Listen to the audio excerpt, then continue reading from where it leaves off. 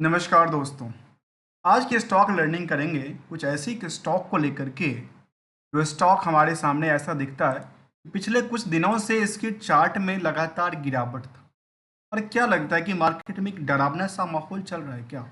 Market में लगातार गिरने वाले संकेत तो नहीं दिख रहा है ऐसा। क्योंकि दोस्तों देखिए, यहाँ पे एक प्रेशर तो बना था, इसमें एक लंबी सी जहाँ पे वॉल्यूम में तगड़ी क्या हुआ था, एक तगड़ी गिरावट देखने को मिला था। इससे पहले आप आकलन करके देखेंगे इस चार्ट को, तो यहाँ पे देखिए इससे पहले एक बार वॉल्यूम आई थी। और वॉल्यूम आने का मतलब है जो मार्केट में कुछ नए प्लेयर या कुछ बड़े प्लेयर, जिसको हम कहते हैं आमतौर की भाषा में बिग बुल, बिग बुल आए थे अपनी पोजीशन लेने के लिए। पोजीशन लिया और यहाँ पे इन्होंने क्या किया, सेंटिमेंटल में ऐसा लगा होगा कि इन्होंने बिकवाली का प्रेशर बनाया। तो अक्सर मार्केट में ऐसी चीज़ें होती रहती है। तो क्या इसके पीछे फंडामेंटल्स किस स्ट्रांग पोजीशन में है या नहीं है, हम इसका आंकड़ा करेंगे। साथ में हम क्या करने वाले हैं, इस चार्ट को लेकर के रिकंसलेशन करेंगे आपस में, किससे? फंडामेंटल हिस्टोरिकल डेटा से। चलिए दोस्तों, जानने के प्रयास करेंगे कंपनी को लेकर जिसका नाम है आरती इंडस्ट्रीज। कहती है जो हाई परफॉर्मिंग टीम को cooperating in the world class company. और शायद ये कंपनी क्या काम करती है आपके सामने दिख रही होगी। मैं क्या बताऊं अपनी तरफ से, यहाँ पे जो हम जो देखते हैं वही सामने आपके साथ रखते हैं। दोस्तों, कंपनी केमिकल इंडस्ट्री कंपनी है। साथ में कहती है कि प्रोडक्ट हमारे पास है, प्रोडक्ट और टेस्टिंग सर्विसेज, और द साथ में पार्टनरशिप इनिशिएटिव की बात करती है जहाँ पे प्रोडक्ट और सर्विसेज के अंदर इनकी निकल के आती है। कंपनी की तरफ और कुछ देखें तो कहती है कि रिस्पॉन्सिबल वर्कफोर्स, रिस्पॉन्सिबल केमिस्ट्री की बात करती है। मतलब सिंपल से समझ में आया कि केमिकल्स इंडस्ट्रीज कंपनी का है। कहती है the globally rank among the top 4 in the 75% about our portfolio की बात इन्होंने कहा है।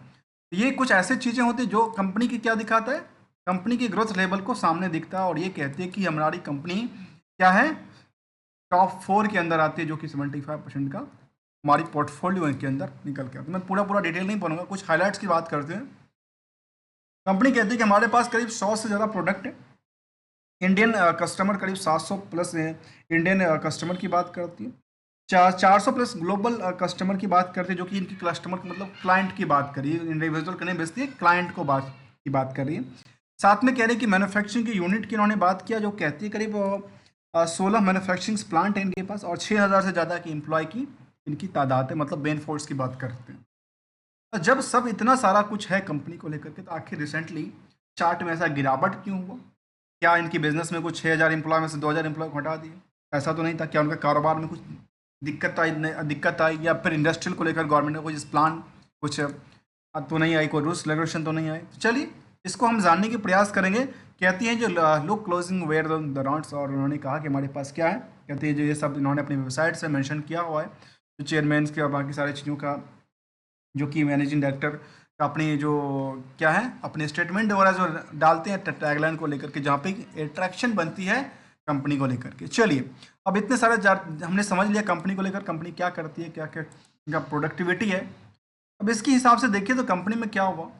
कंपनी के चार्ट में थोड़ा सा, जो हम चार्ट देख रहे थे, यहाँ पे गिरावट तो दिख रहा था, लेकिन यहाँ पे देखेंगे तो लगेगा अच्छा यहाँ तो जंप किया तो थोड़ा बहुत करके। तो चलिए अब हम जानने के प्रयास करते हैं कंपनी का ऊपर, जहाँ पे फंडामेंटल के कुछ एस्पेक्ट भी लेंगे, जहाँ पे हमारे सामने निकल के आएगा इनका स्टैंडअलोन डेटा हो या कंसोलिडेटेड डेटा हो, जिसपे हम क्या करने वाले हैं, डीपली स्टडी करने वाले हैं। तो चलिए आइए, जिस कंपनी का बुक वैल्यू की तरफ देखा तो 146, इंट्रेंसिक वैल्यू जो है सामने समझ में आती है कि इनके पास थोड़ा सा ज़्यादा है फ्रॉम द बुक वैल्यू से, बहुत ज़्यादा नहीं, थोड़ा सा बढ़ा है।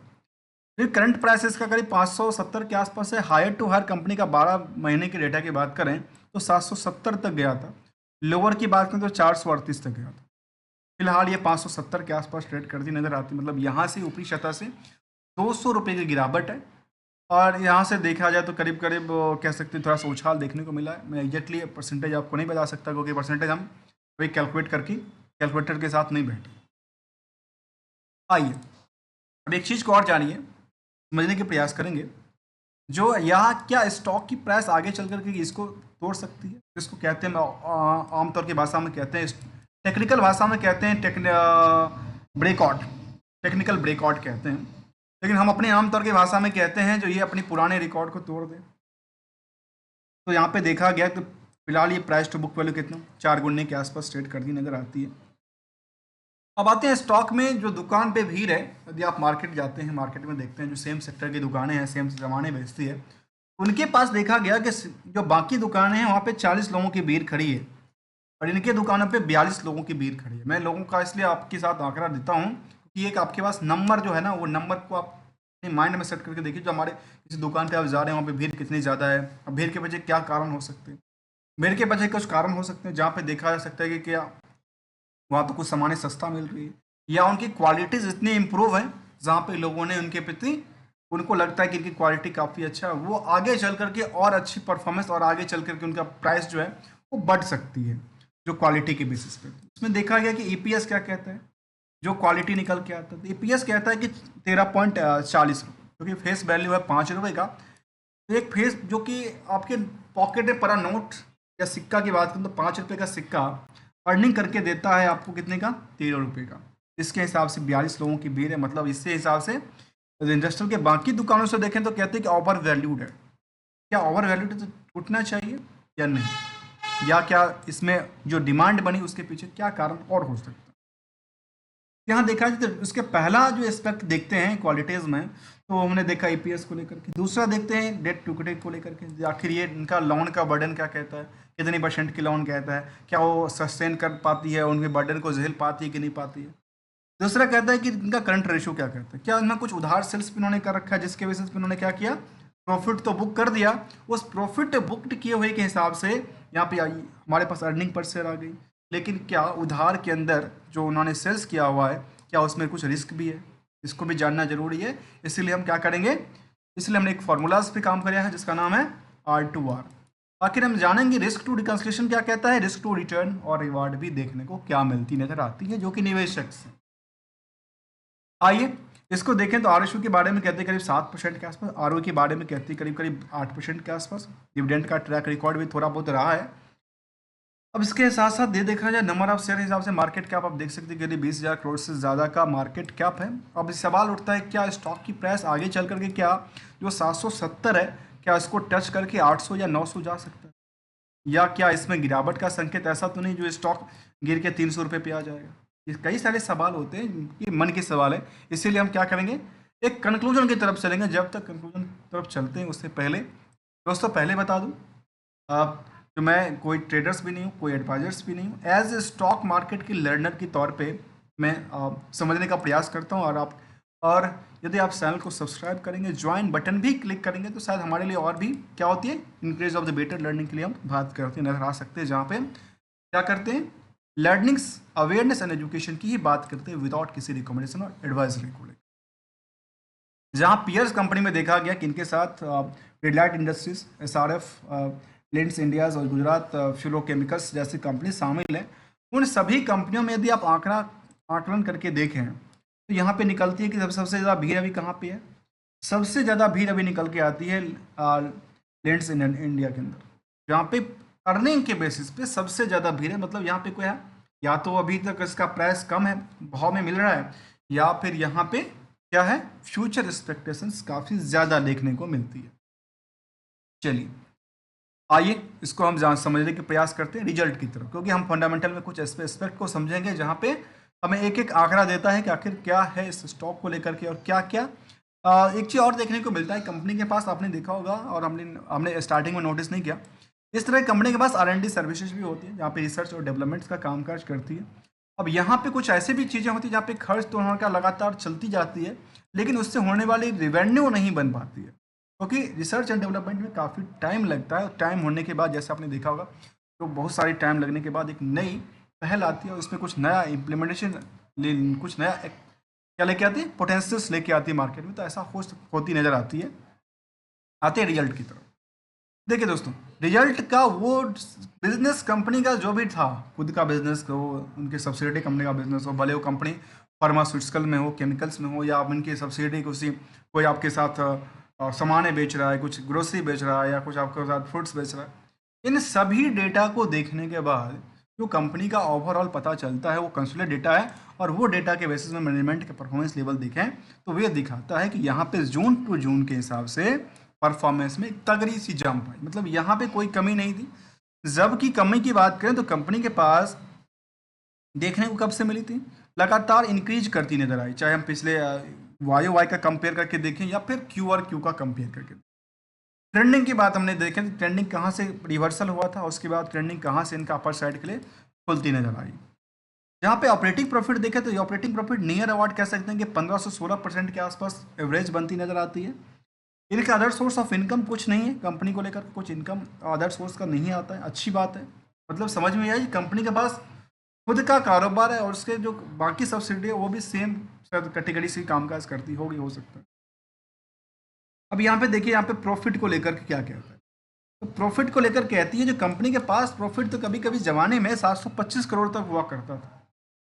आज के टाइम में जब मार्केट की बात करूँ 2022 के बाद मार्केट ने थोड़ा सा गिरावट दर्ज किया, और गिरावट के बाद क्या हुआ, मार्केट ने दोबारा थोड़ा सा क्या हुआ, सस्टेन करती नजर आई। मतलब ये कह सकते हैं कि पिछले कुछ पीरियड से, चाहे हम इसको वाई वाई से कंपेयर करके देखें 70 करोड़ से लेकर के 137 करोड़ को, या फिर पिछले पीरियड से देखें तो यहाँ तक Y Y and Q R Q दोनों में क्या है, एक क्या बनाती है, इंक्रीजेबल बनाती है, इंक्रीज करती नजर आती है इनकी प्रेजेंट जो लास्ट क्वार्टर का डेटा था उसका डेटा। अब इसमें परसेंटेज की बात करेंगे, ताकि इसके बारे में परसेंटेज क्या कहते हैं। कोई नंबर एक खेल है, नंबर के पीछे हमें परसेंटेज को जानना जरूरी है, क्योंकि परसेंटेज इसलिए जानना जरूरी है क्योंकि जैसे हम अपने बैंक में पैसे रखते हैं तो हमें बैंक्स क्या देती हैं, इंटरेस्ट पर परसेंटेज के हिसाब से ही पैसे देती है। या आपने लोन लिया, हमने लोन लिया तो लोन में क्या करती है, बैंक परसेंटेज के हिसाब से ही काटती है, क्योंकि आरबीआई के अलग अलग रूल्स रेगुलेशन और इसके हिसाब से मैं उतना डीपली नहीं जाना चाहता हूँ यहाँ पे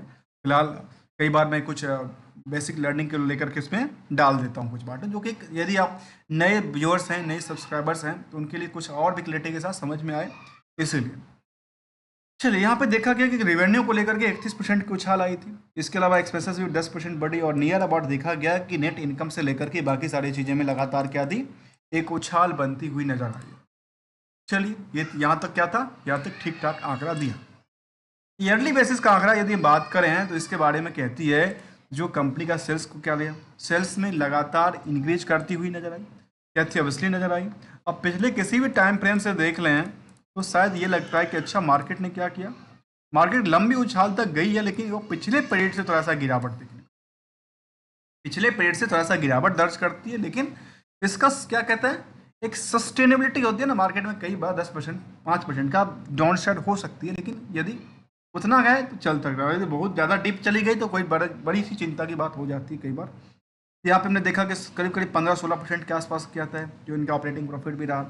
नेट प्रॉफिट का आंकड़ा कहता है कि ट्रेंडिंग में क्या कहते हैं, ट्रेंडिंग कहता था कि इनके पास करीब 1200 करोड़ तक पहुंचा था, लेकिन फिलहाल इसमें करीब 416 करोड़ रहा, और पिछले पीरियड से इनमें थोड़ा सा गिरावट देखने को मिला। जहाँ पे ऑपरेटिंग प्रॉफिट मार्जिन 16% 28% तक रहा है, वहाँ पे इनकी खर्चे क्या हुई, एक बढ़ती नजर आई, और प्रॉफिट प्लाट में थोड़ा सा कम प्रेशर बनती नजर। इस प्रेशर के पीछे कुछ कारण भी हो सकता है।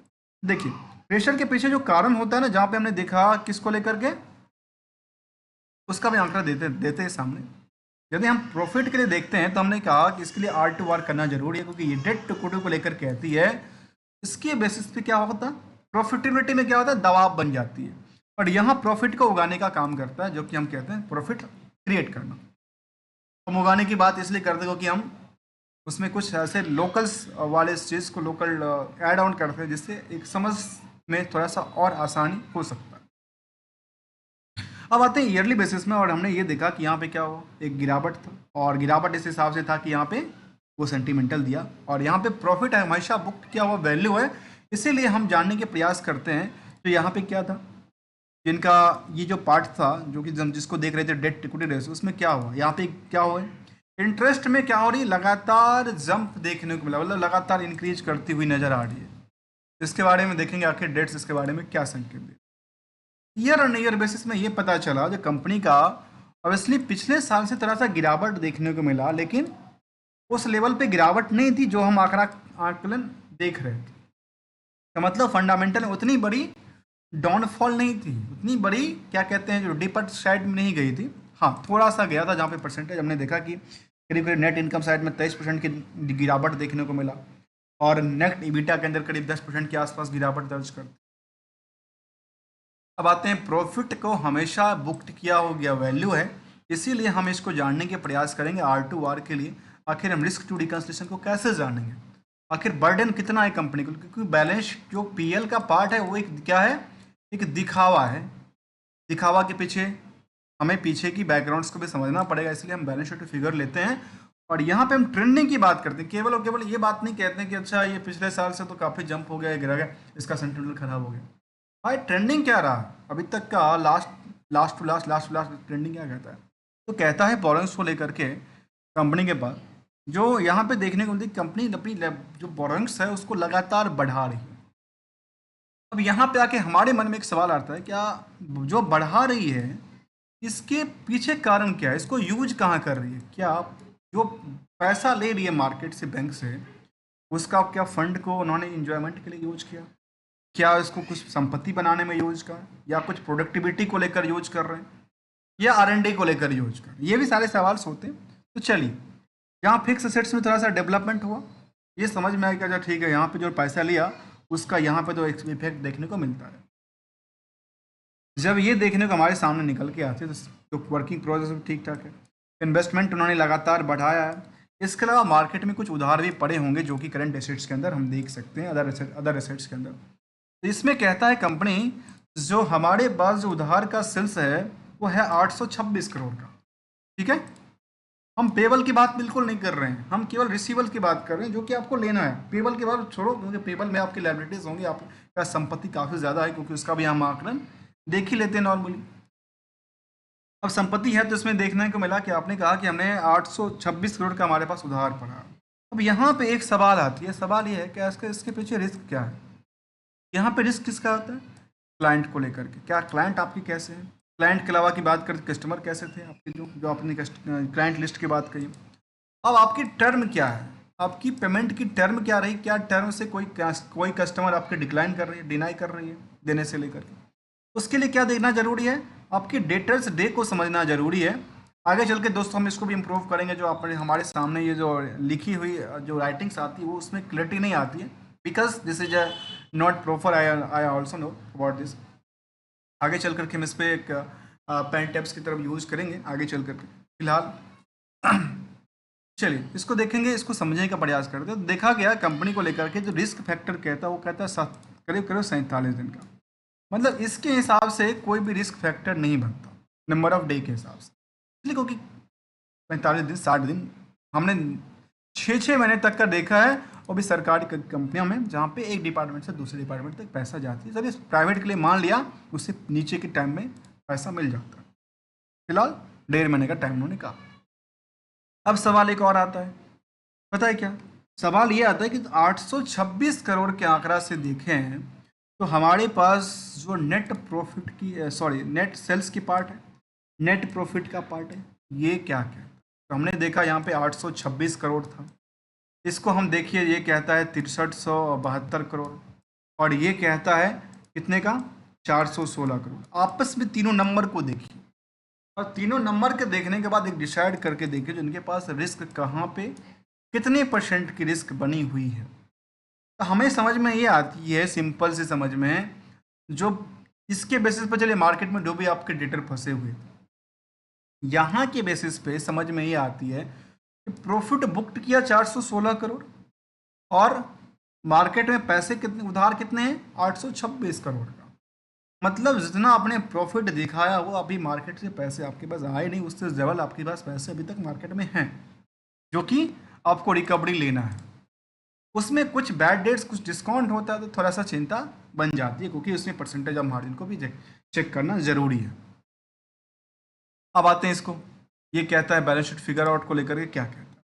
और यहाँ पे हमने देखा इसको लेकर के जो ईयर ऑन ईयर बेसिस पे जो कैश और शॉर्ट टर्म की बात करती है वहाँ पे 35% से ज़्यादा की गिरावट दर्ज करती है।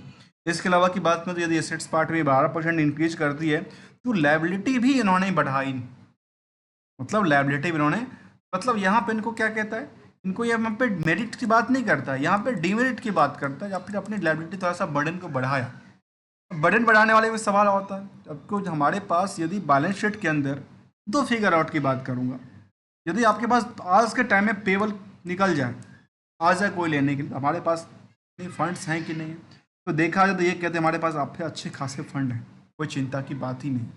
यहाँ पे क्या है, इनके लिए गुड पॉइंट्स की बात करने लगे।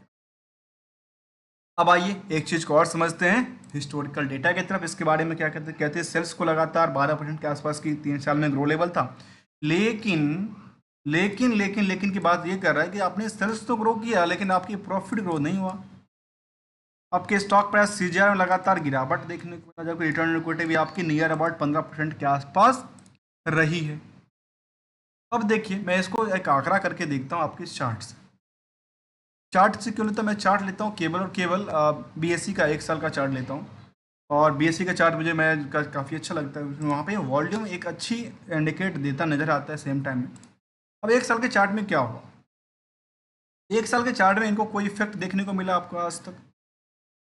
आज तक का कोई इफेक्ट देखने को मिला है? कहती नहीं। यदि मार्केट में इसकी क्या हुई, सेल्स में गिरावट भी हुई थी बीच में, जिनका 1 साल के चार्ट में ऐसा कोई भी आंकड़ा नहीं था, लेकिन यहाँ पे आकर के आपने देखा कि मार्केट एक डीपर साइड की तरफ देखने को मिला। आखिर इसका क्या संकेत देता? क्या अपने पुराने रिकॉर्ड के पास ही पहुंचने की आस पे चल रही है, या इससे पहले वाले पोजीशन के आसपास चल रही है? मुझे लगता है कि इनका जो यहाँ पे सपोर्टिंग था, सपोर्टिंग फिलहाल इनके पास ये था, फिलहाल सपोर्टिंग से नीचे गया। मतलब क्या था यहाँ पे, इसको देखिए, इसके साथ साथ वॉल्यूम को आकलन कीजिए। मार्केट में जहाँ पे इंटरेस्ट नहीं था, तो मार्केट में क्या हुआ, इंटरेस्ट बढ़ा।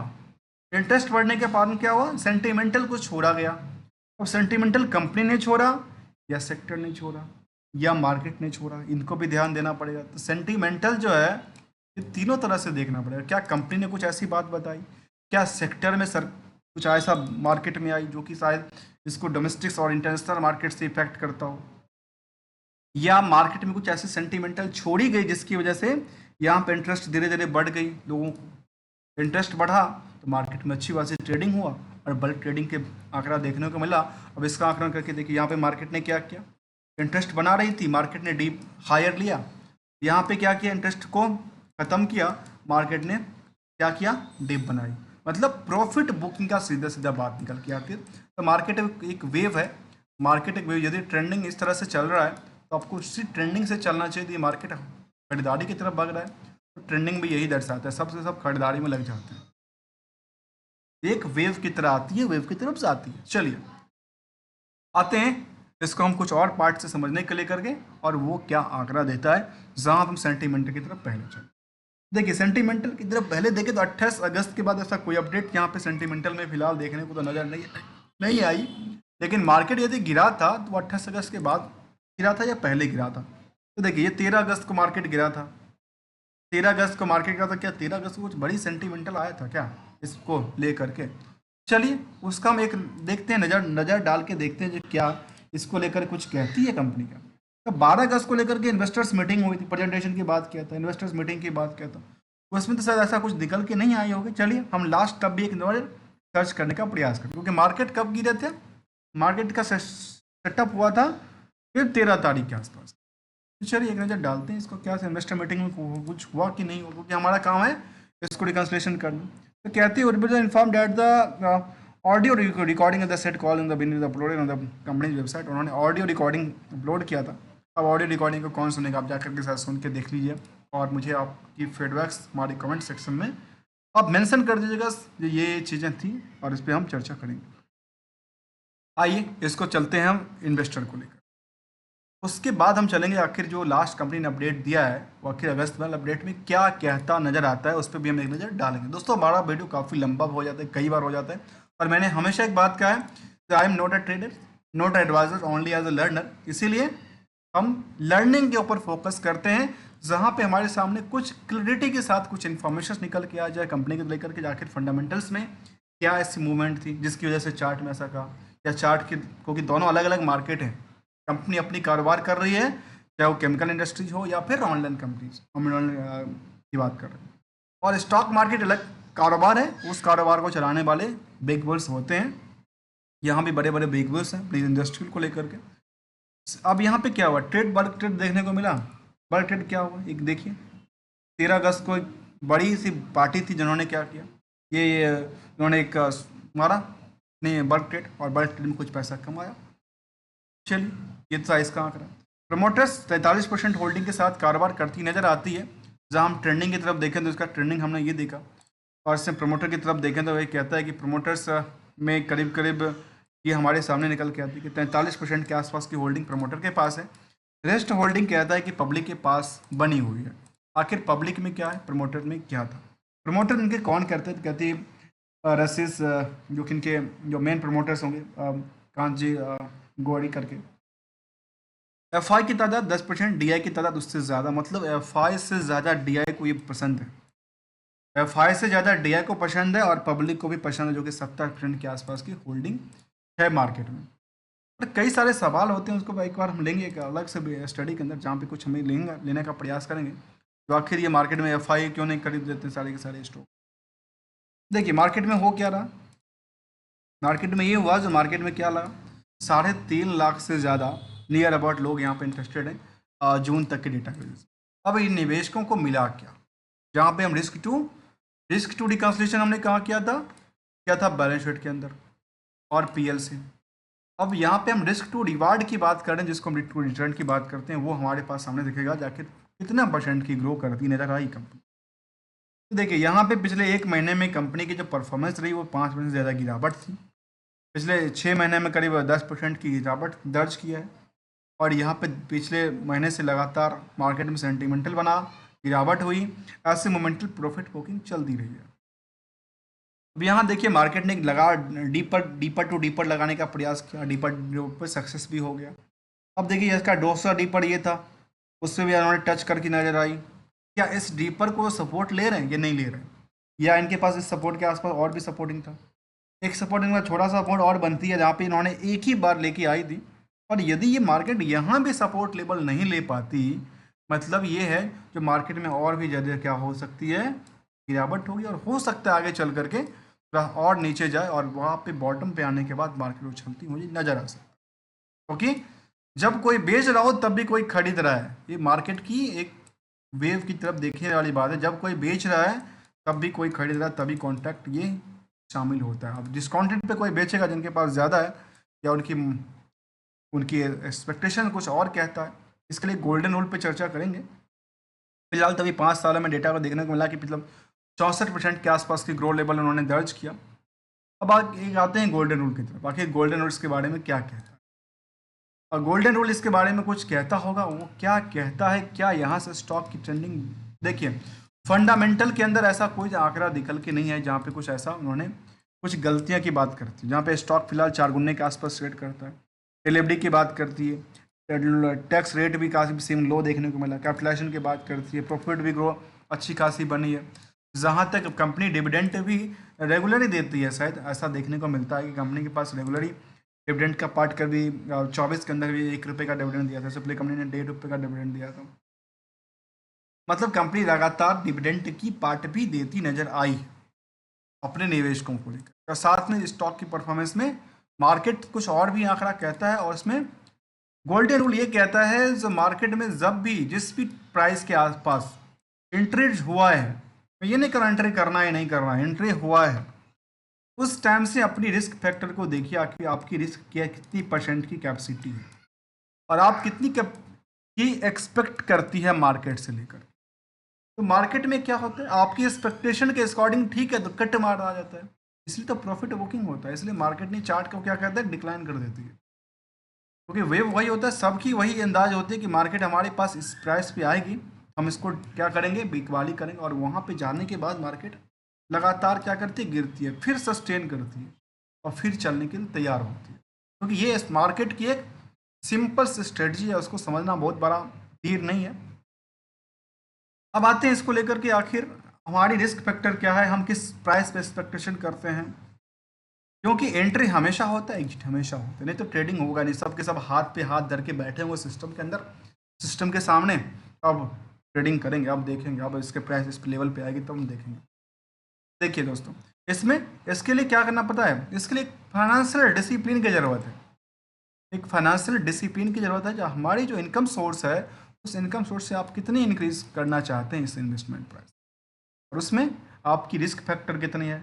यदि आपकी रिस्क फैक्टर बनती है तो इस रिस्क फैक्टर में आपकी जो जैसे हम पूरा के पूरा फंडामेंटल को समझते हैं, वैसे पर्सनली आपको ये समझना पड़ेगा कि इसमें हमारी रिस्क फैक्टर क्या कहती है, और उसी आंकड़े से कहा जा सकता है।